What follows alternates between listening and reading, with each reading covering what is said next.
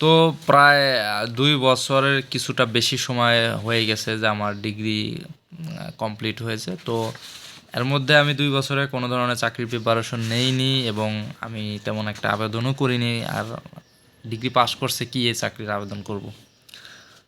তো যাই হোক, আশা করি সকলে ভালো আছেন। তো নতুন একটি ভিডিওতে আমি কিছু কথা বলবো আপনাদের যারা পাস কোর্সের স্টুডেন্ট বা পাস কোর্স কমপ্লিট করেছেন, সিদ্ধান্তহীনতায় ভুগছেন, তাদের কিছু কথা বলবো।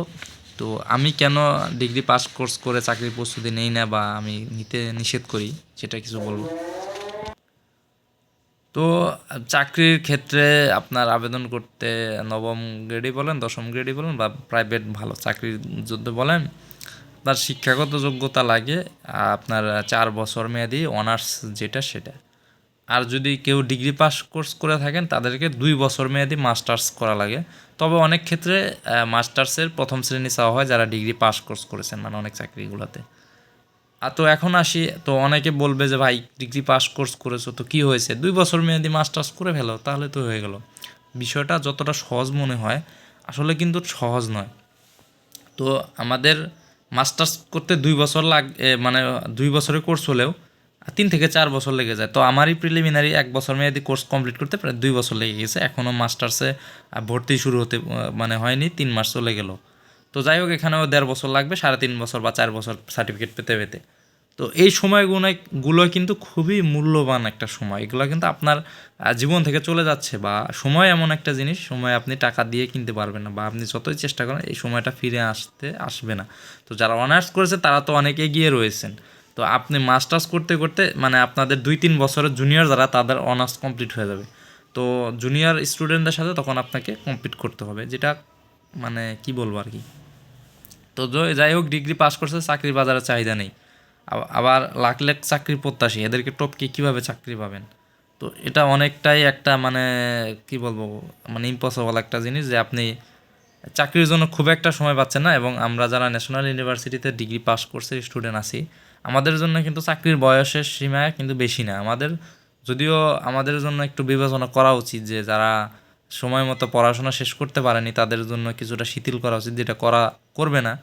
তো যারা ২২ বছর বয়সে যাদের কমপ্লিট চাকরি আবেদন করতেছে তাদের বয়সে ৩২, আমরা ৩০ বছর বয়সে আমাদের পড়াশোনা শেষ হচ্ছে, আমাদের বয়সে ৩২। তো বিষয়টা খুবই মানে রেসিস্ট বা বৈষম্যের মধ্যেই পড়ে। তবে আমরা যেহেতু ভুল করেছি, আমাদের জবাব নেই যে তোমাদের কি যদি আমরা কিছু বলি যে তোমরা কেন ভর্তি হয়েছে পাস করছে। যদিও সবার অবস্থা সবসময় সমান থাকে না। আমি অনার্সে ভর্তি হওয়ার জন্য ট্রাই করেছিলাম, আমার ফ্যামিলির চাপে পড়ে আমার হয়তো ভর্তি হওয়া হয়নি, ভাগ্যটা খারাপ ওখানেই। তো সেজন্য আমি চিন্তা করে দেখলাম, জব মার্কেট রিসার্চ করে দেখেছি যে পাস কোর্সের স্টুডেন্টদের সারা বছর আপনার মানে নিয়োগ নাই। এবং ১২-১৩ গ্রেডে কিছু হয়তো আবেদন করা যায়, এগুলা সবসময় নিয়োগ হয় না। আর লোকও নেয় সীমিত, ২০-৩০ জন লোক নেয়। তো ওগুলা খুব একটা মানে মানে আশা দেয়। আর ১৬ থেকে ২০ গ্রেডের যদি কথা বলে, তো ১৬ থেকে ২০ গ্রেডের চাকরির জন্য আমাদের ডিগ্রি পাস কোর্স লাগে না, ইন্টারমিডিয়েট পর্যন্ত হলেই মানে আবেদন করা যায়। তো ওখানে কমপ্লিট করে লাভ মানে আপনার আশা করে লাভ নেই। তো যাই হোক, আমি তাই বলবো না যে আপনার ১৬ থেকে ২০ গ্রেডে আবেদন করিয়েন না, আপনার করেন, চেষ্টা করেন, দেখা যাক যদি হয়ে যায়। তো আমি আসতেছি যে আমাদের মানে এই সার্টিফিকেটটা কী করব। তো এই সার্টিফিকেট আপনি যদি কাজে লাগাতে হয় বা আমরা যদি কাজে লাগাতে চাই, আমাদেরকে মাস্টার্স করতে হবে, তাহলে আমরা অনার্সের কাছাকাছি একটা এই পাবো আর কি চাকরির ক্ষেত্রে। তো যাই হোক, সময়টাই মূল কথা, হলো সময়টা। আর প্রথম শ্রেণী লাগে অনেক চাকরিতে, ৯ গ্রেডের সরকারি চাকরিতে দেখলাম প্রথম শ্রেণী ছাড়া মাস্টার্সের নেওয়া হয় না। আর ওদের দ্বিতীয় শ্রেণীতে যারা অনার্স করে তারা আবেদন করতে পারে। তো অনার্সের ক্ষেত্রে কোনো বাধ্যবাধকতা নেই, অনার্স করলে আপনার ম্যাক্সিমাম চাকরিতে আপনি আবেদন করা যায় এবং চাকরি পাওয়াও যায়। মানে আবেদন করা মানেই কি আপনার চাকরিটা পাওয়ার যোগ্য, আর আবেদন করতে না পারা মানেই অযোগ্য। কারণ আপনি যতই প্রিপারেশন নেন, এন করেন সেন করেন বা সারাদিন আপনি বই নিয়ে বসে থাকেন, দিন শেষে যদি আপনি চাকরির আবেদন বা পরীক্ষায় বসতে না পারেন, তাহলে হয়তো আপনার চাকরি কোনোভাবেই সম্ভব নয়। তো মূল কথা হলো আপনার আবেদন করে চাকরির বসার একটা যে যোগ্যতা, ওটাই হলো মূল বিষয়।